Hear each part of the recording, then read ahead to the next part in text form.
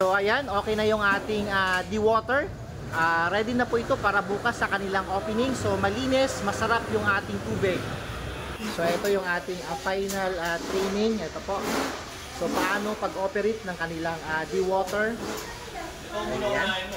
Sino ba maiwan dito kayo maiwan? Alam niyo natin dun sa Pampanga. Pagsabay. Ayan po, para masigurado yung quality and then yung service. Ito, meron tayong retraining. Subali yung ating tangke, raw tank, 1,000 liters po yan yung ating kasama para mas malaking capacity, malaking punduhan ng ating raw water. Ayan po. Ayan. So bukas na po yung kanilang opening. Ayan. Ito yung Tarpolini Diwata. Ayan. Ito yung kabuuan ng area. Ayan.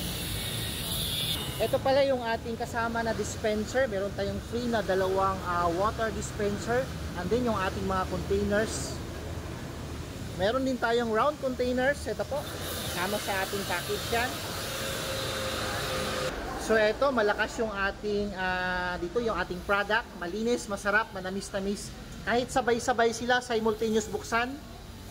Ayan no, manamis-tamis yung ating dewater. Wow, sarap. Sarap, manamis-tamis. Ayan, puspusan na yung kanyang paghahanda kasi bukas na. Ayan po.